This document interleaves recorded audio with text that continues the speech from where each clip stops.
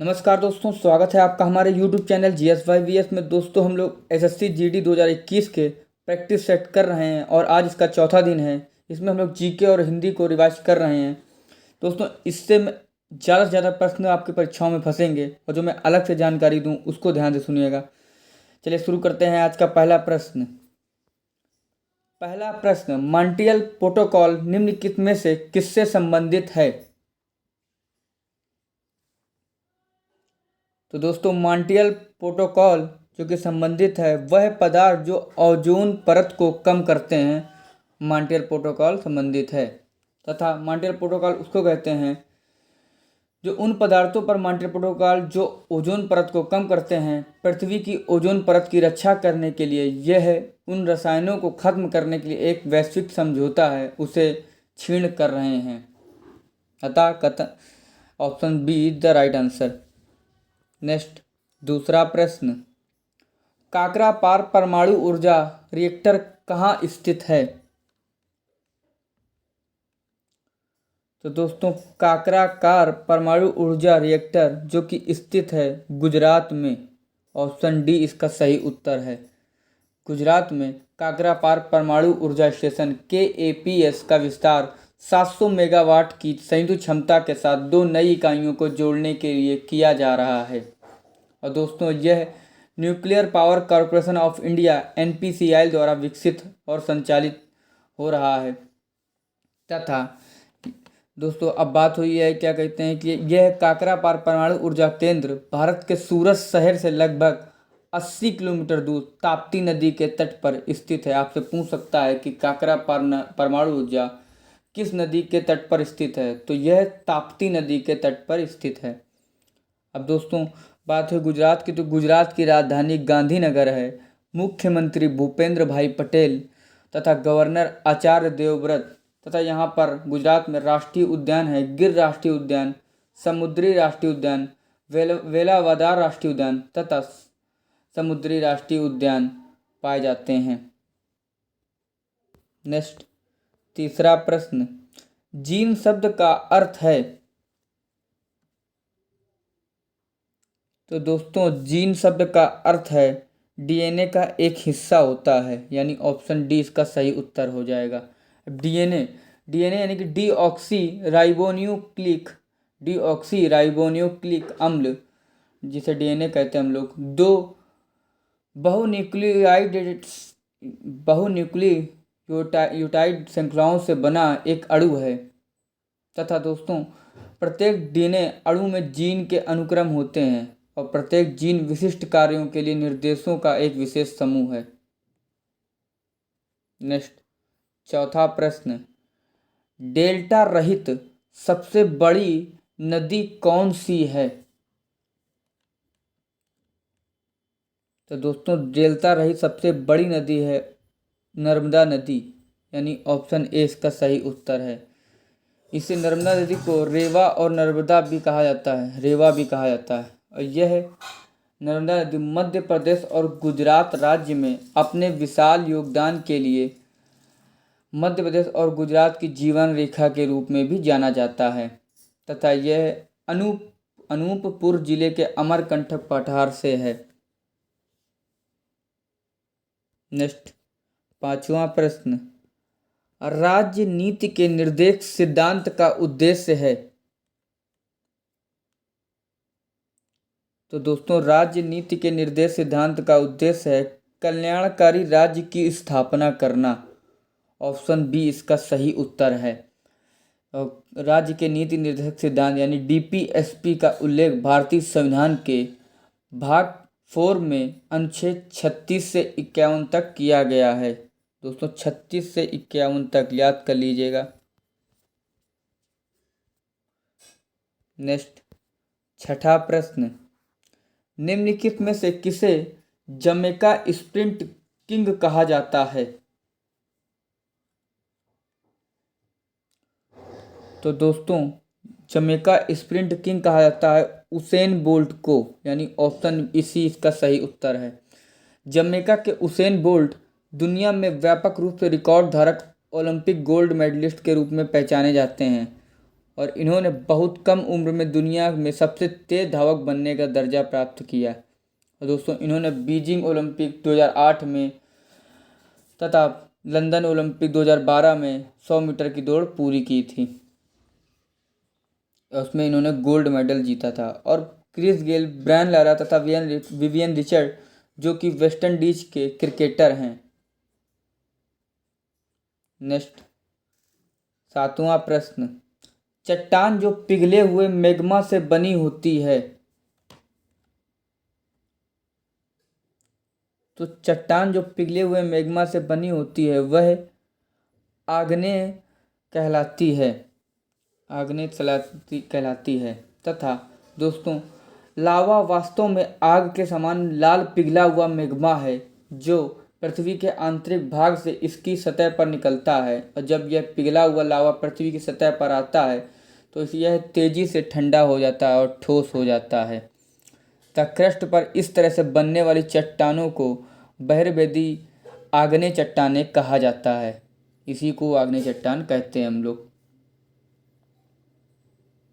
Next 8वां प्रश्न, लाहौर सत्र 1929 में निम्नलिखित में से किसे भारतीय राष्ट्रीय कांग्रेस का उद्देश्य घोषित किया गया था? तो दोस्तों 19 दिसंबर 1929 को लाहौर सत्र में पूर्ण स्वतंत्रता को भारतीय राष्ट्रीय कांग्रेस का उद्देश्य घोषित किया गया था। पूर्ण स्वतंत्रता यानी पूर्ण स्वराज्य, इसको चाहे एक ही बात है, पूर्ण स्वराज या पूर्ण स्वतंत्रता प्रस्ताव पारित किया गया था। तथा 26 जनवरी 1930 को एक सार्वजनिक घोषणा की गई थी कि एक दिन जिसे कांग्रेस पार्टी ने भारतीयों से स्वतंत्रता दिवस के रूप में मनाने का आग्रह किया था। तो दोस्तों लाहौर अधिवेशन की अध्यक्षता की थी पूर्व प्रधानमंत्री जवाहरलाल नेहरू ने की थी दिसंबर 1929 में। और इस समय तत्कालीन वायसराय लॉर्ड इरविन थे।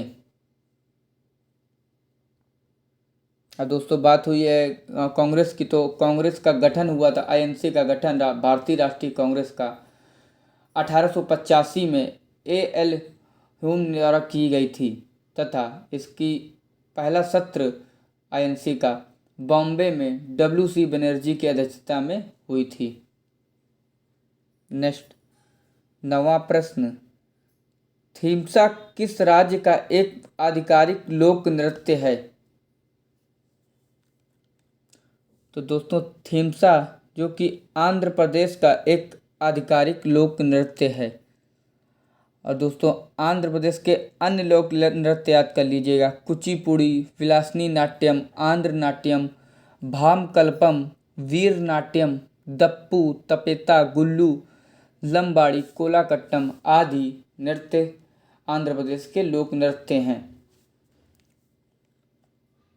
और दोस्तों कर्नाटक में, अब कर्नाटक में ये 4 ऑप्शन दिए जिसमें कर्नाटक के लोक नृत्य हैं हटरी, सुग्गी, यक्षगान। दोस्तों यक्षगान जरूर याद कर लीजिएगा, परीक्षा के लिए इंपॉर्टेंट प्रश्न है कि कर्नाटक का लोक नृत्य यक्षगान है। और करगा, लंबी ये कर्नाटक के हैं। तथा महाराष्ट्र के लोक नृत्य हैं लावड़ी, नकटा, कोली, लेझिम, गाफा, बोहाड़ा, ये महाराष्ट्र के लोक नृत्य हैं। तथा राजस्थान के हो जाएंगे झूलन, लीला, झूमा, गापल, घूमर और चकरी, ये राजस्थान के लोक नृत्य हो जाएंगे।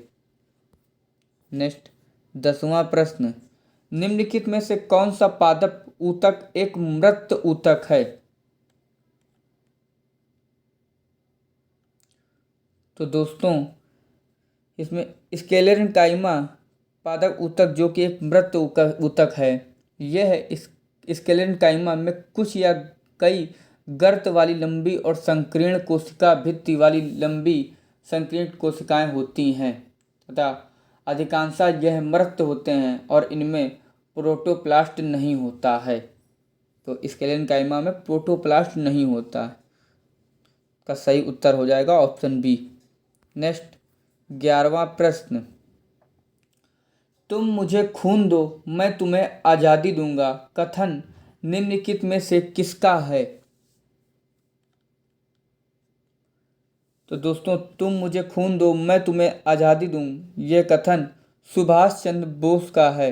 नेताजी सुभाष चंद्र बोस का यह कथन है। और जिनका ये प्रसिद्ध नारा था कि तुम मुझे खून दो और मैं तुम्हें आज़ादी दूंगा, तथा इन्होंने ही दिल्ली चलो का नारा भी दिया था। और सुभाष चंद्र बोस 1921 में भारतीय राष्ट्रीय कांग्रेस में शामिल हुए थे। नेक्स्ट, 12वां प्रश्न, निम्नलिखित में से कौन अष्टाध्यायी पुस्तक का लेखक है?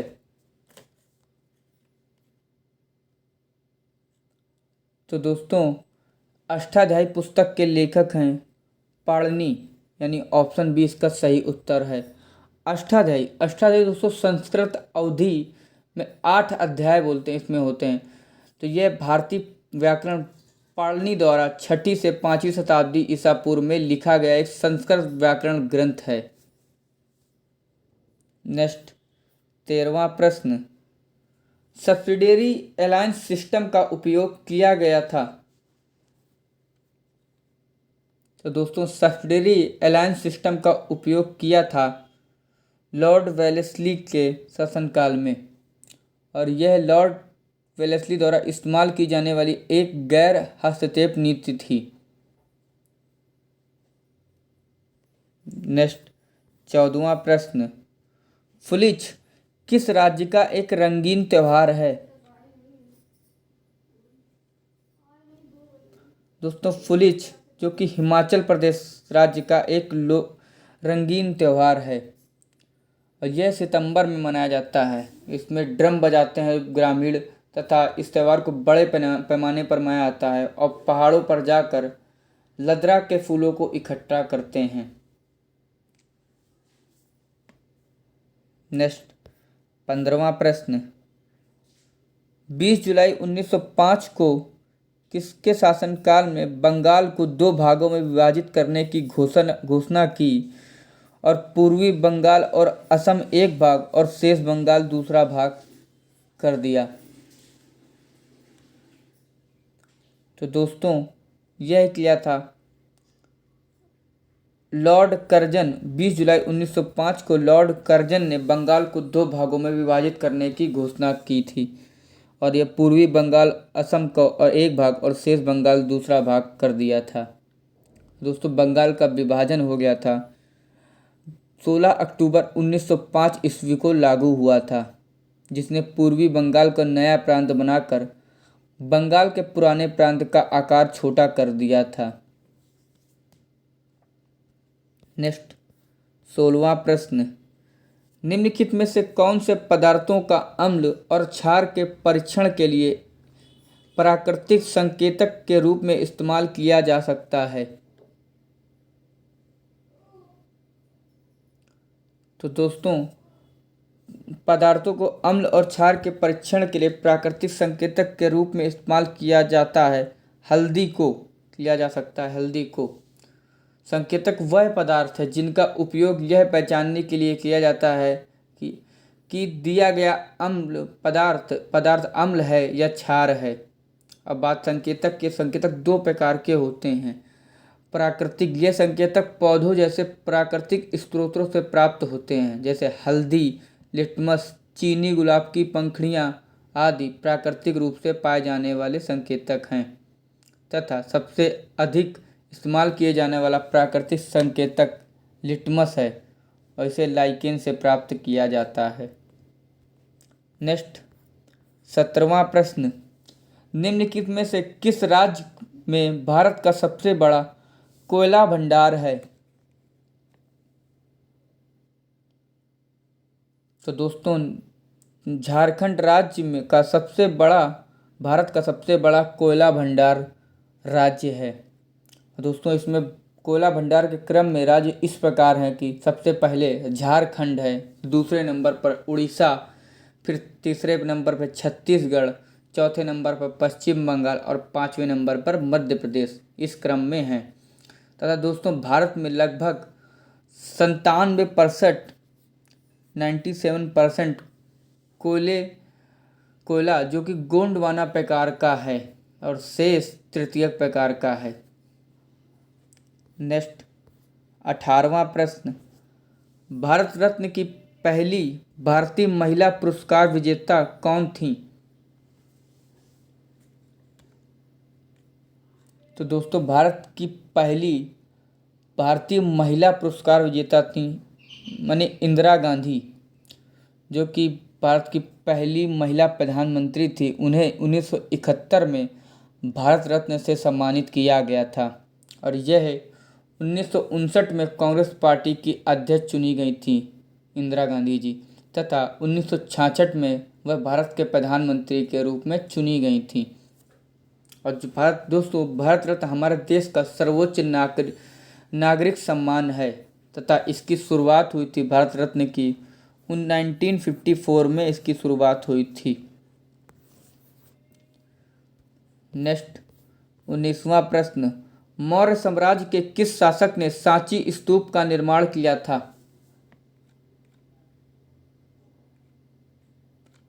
तो दोस्तों मौर्य साम्राज्य के अशोक शासक ने सांची स्तूप का निर्माण किया था और यह प्रसिद्ध महान स्तूप मध्य प्रदेश के रायसेन जिले के सांची में स्थित है और यह देश के सबसे पुराने बौद्ध स्मारकों में से एक है और इस स्थल का सबसे बड़ा स्तूप है। और दोस्तों सारनाथ स्तंभ का भी निर्माण अशोक ने ही करवाया था। नेक्स्ट 20वां प्रश्न, निम्न में से किसने कोयला आधारित ताप विद्युत संयंत्रों में बायोमास के उपयोग पर एक राष्ट्रीय मिशन स्थापित करने का निर्णय लिया है?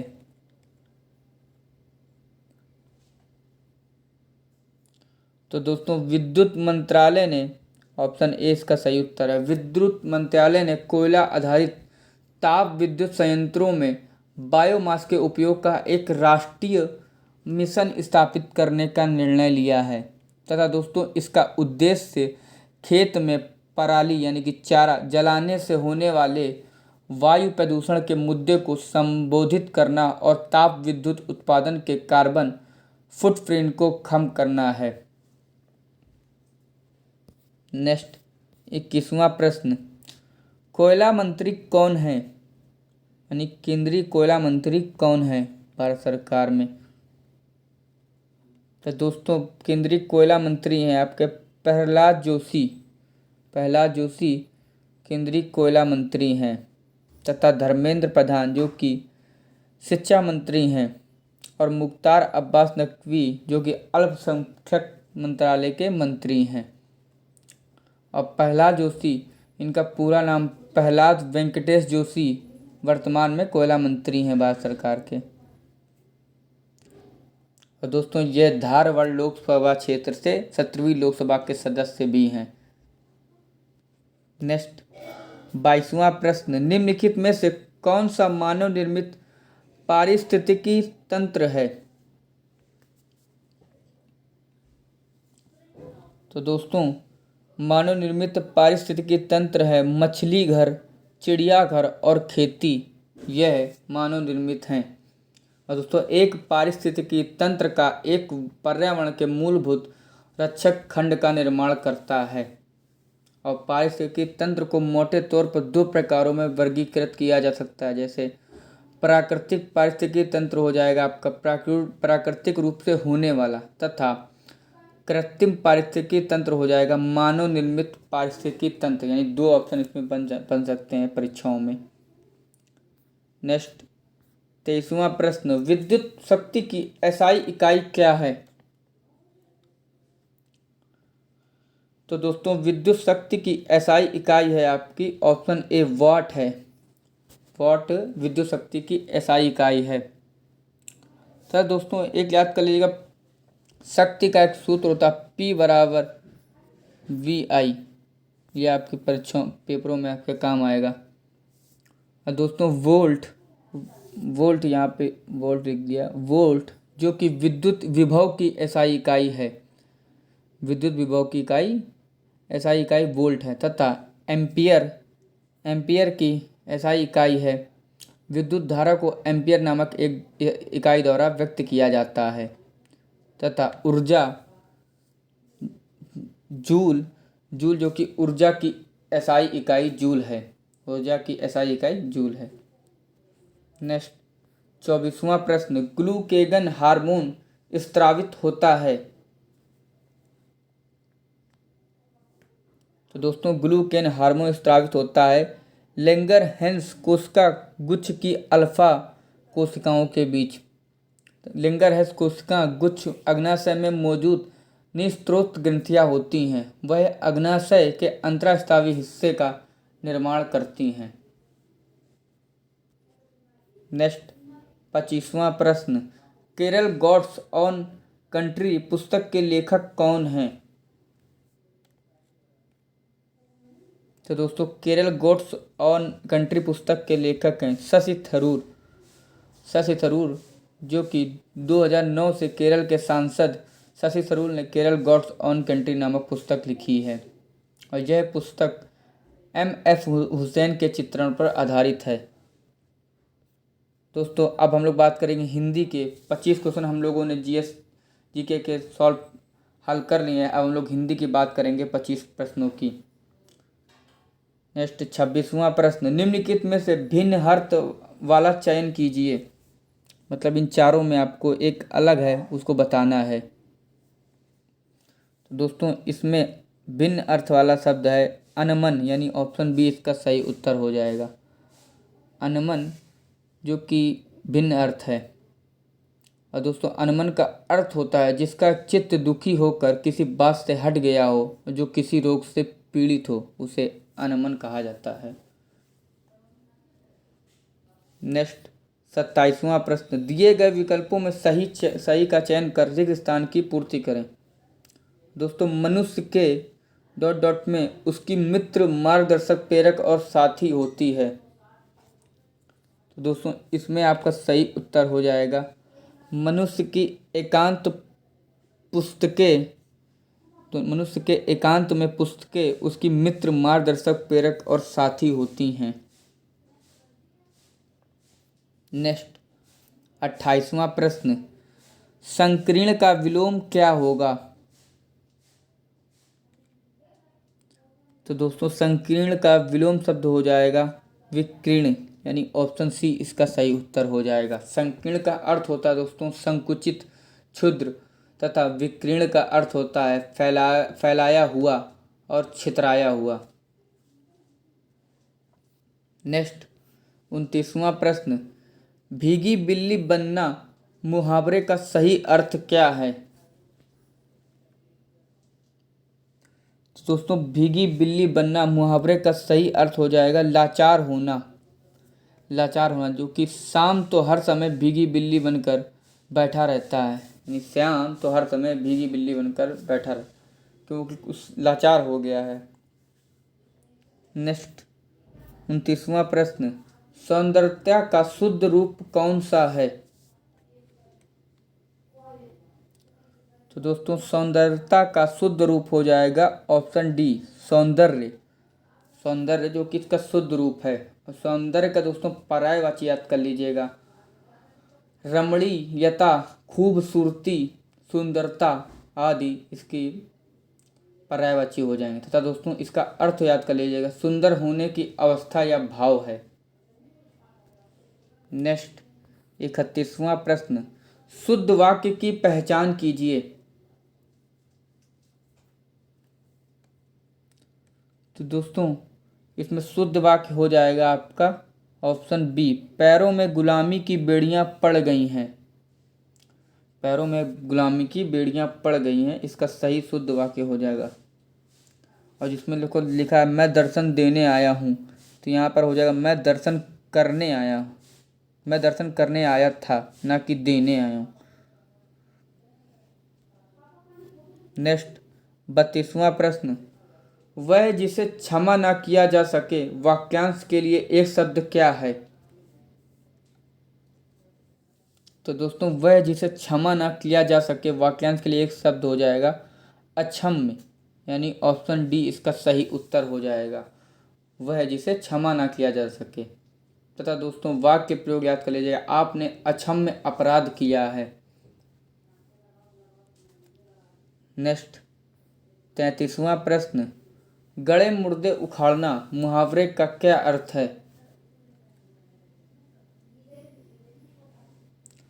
तो दोस्तों इसका सही उत्तर हो जाएगा पुरानी बातें करना।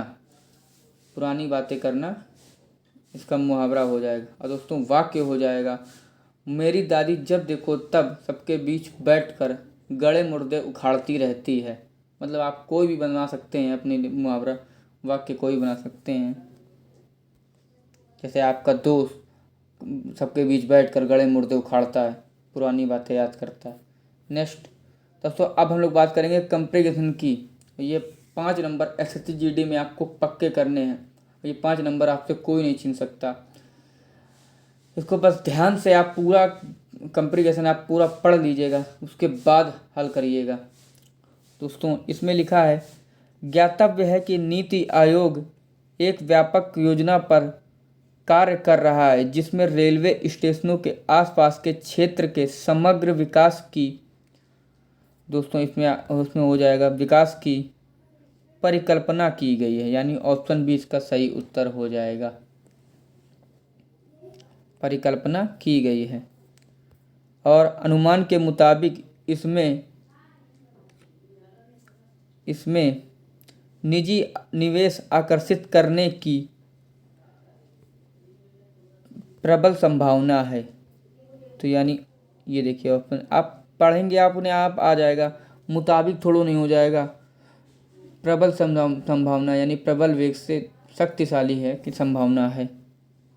नेक्स्ट संभावना है, रेल मंत्रालय के अनुसार फरवरी मार्च 2021 तक परियोजना के लिए वित्तीय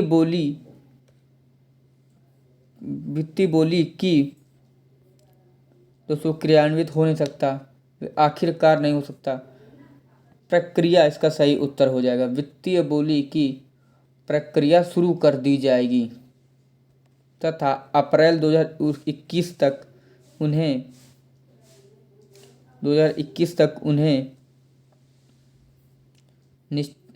इसके आगे क्या हो जाएगा, उन्हें रूप दिया जाएगा। उन्हें तो दोस्तों निश्चित नहीं होगा, अंतिम रूप दिया जाएगा। निश्चित रूप में अंतिम रूप बनेगा, अंतिम रूप दिया जाएगा काम को, और अंतिम रूप दिया जाएगा। और अप्रैल 2023 तक निजी ट्रेनों का परिचालन शुरू होने की उम्मीद है। देख सकते हैं आप अपने आप संचालित कहाँ से हो जाएगा, इसका सही उत्तर हो जाएगा शुरू होने की उम्मीद है। ये एक बार पूरा कंपैरिजन आप पूरा पढ़ के फिर क्वेश्चन आंसर लगाइएगा, अपने आप आपको आ जाएगा।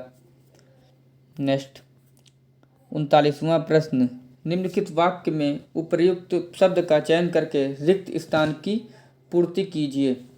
दोस्तों समुद्र के पास जाते ही ... थकान गायब हो जाती है। तो दोस्तों इसका सही उत्तर हो जाएगा, समुद्र के पास जाते ही आधी थकान गायब हो जाती है, नॉट आंधी, आधी थकान गायब हो जाती। ऑप्शन सी इसका सही उत्तर हो जाएगा। नेक्स्ट 40वां प्रश्न, जिसका कथन ना किया जा सके वाक्यांश के लिए एक शब्द क्या है? तो दोस्तों जिसका कथन ना किया जा सके उसे अकथनीय बोला जाता है, जिसका कथन ना किया जा सके। तो दोस्तों इसमें अशोभनीय भी है, तो अशोभनीय हो जाएगा, जो शोभनीय ना हो उसे अशोभनीय कहा जाता है। तथा अपठनीय ये कहा जाएगा, जिसे पढ़ा ना जा सके उसे अपठनीय कहा जाता है। और दोस्तों जो आभास से हो जाएगा वह जो न बोलने योग्य बात हो उसे आभास से कहते हैं। नेक्स्ट 41वां प्रश्न, शुद्ध वाक्य का पहचान कीजिए।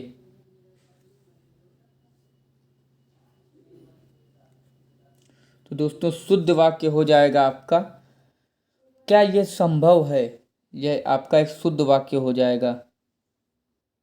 और दोस्तों इसमें देख सकते हैं, इसमें आप जाएंगे क्या नहीं होगा, इसमें हो जाएगा क्या आप जाएंगे, यह बनेगा। तो तुम क्या काम करता है, तो ये नहीं होगा, तो ये होएगा तुम क्या काम करते हो, नॉट और इसमें लिखिए, लिखा आँख में कौन पड़ गया है। आँख में कौन नहीं पड़ गया, आँख में कुछ पड़ गया है। नेक्स्ट 42वां प्रश्न, दिए गए शब्दों में शुद्ध वर्तनी का चयन कीजिए। तो दोस्तों इसमें शुद्ध वर्तनी हो जाएगी आपकी ऑप्शन सी, नौकरी। नौकरी जो कि जैसे दफ्तर में आपके पिताजी करने जाते हैं और आगे जाके आप करेंगे, उसमें नौकरी कहते हैं कोई भी काम को कि नौकरी कर रहे हैं। नेक्स्ट 43वां प्रश्न, निम्न से शुद्ध वाक्य कौन सा है।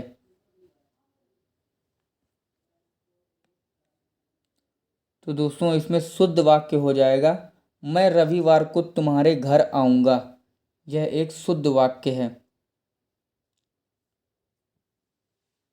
नेक्स्ट 44वां प्रश्न, निम्नलिखित प्रश्न में दिए गए शब्द के अन्य अर्थ का चयन कीजिए।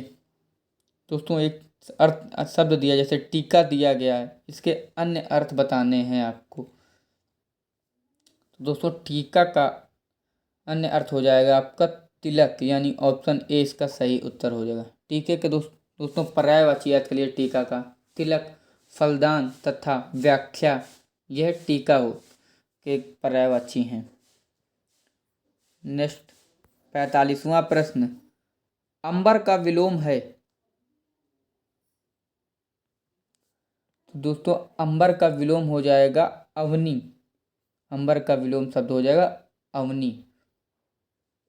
अंबर मतलब दोस्तों आकाश तथा अवनी मतलब धरती, धरा। नेक्स्ट 46वां प्रश्न, दिए गए विकल्पों में शुद्ध वाक्य पहचानिए।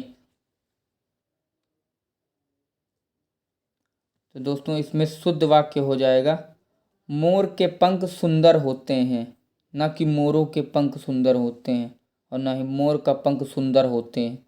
इसका सही उत्तर हो जाएगा ऑप्शन ए। नेक्स्ट 47वां प्रश्न, निम्नलिखित में से किस वाक्य में अनावश्यक शब्द के प्रयोग की अशुद्धि नहीं है।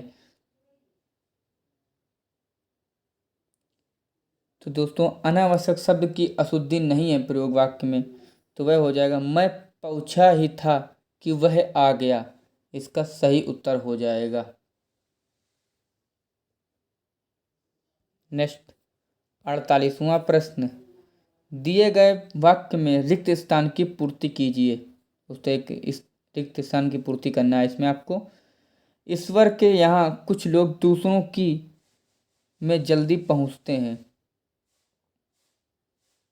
तो दोस्तों ईश्वर के यहाँ कुछ लोग दूसरों की तुलना में, नॉट घड़ा में, तुलना में जल्दी पहुँचते हैं। दोस्तों तुलना का अर्थ होता है तौला जाना या मापित होना। नेक्स्ट 49वां प्रश्न, तलवे चाटना मुहावरे का सही अर्थ क्या है। दोस्तों तलवे चाटना का मुहावरे का सही अर्थ हो जाएगा खुशामद करना। ऑप्शन सी इसका सही उत्तर हो गया। वो कहते नहीं है कि वह तो बड़े अधिकारियों के बहुत तलवे चाटता फिरता है। नेक्स्ट 50वां प्रश्न एंड आखिरी प्रश्न, निम्नलिखित में से किस शब्द की वर्तनी शुद्ध है। दोस्तों इसमें आपको शुद्ध वर्तनी बतानी है कि शब्द कौन सा शुद्ध है। तो इसका सही उत्तर हो जाएगा ऑप्शन डी, कुंवर। कुंवर जो कि एक शुद्ध शब्द है। और व्यापार नहीं होगा दोस्तों, यहाँ पे व्यापार होगा। और महात्मा नहीं होगा, महात्मा होगा। और सम्मेलन नहीं होगा, सम्मेलन होगा। सम्मेलन होगा। दोस्तों अगर आपको वीडियो अच्छी लगे इसको लाइक करें, कमेंट करें एंड चैनल को सब्सक्राइब करें। इसको ज़्यादा ज़्यादा शेयर करें दोस्तों। ऐसी अच्छी से अच्छी वीडियो हम लोग बनाकर आपको प्रोवाइड कराते रहेंगे। अब इसकी टेंशन मत लीजिएगा कि आपके परीक्षाओं में क्या होगा। ये हमारी गारंटी कि आपको 50 में से 50 नंबर आपको दिलाने हैं हम लोगों को। अब जितना हो सके अब मैं अपनी पूरी कोशिश करूँगा। और ज़्यादा से ज़्यादा आप पढ़ते रहिए और वीडियो को देखते रहिए। धन्यवाद।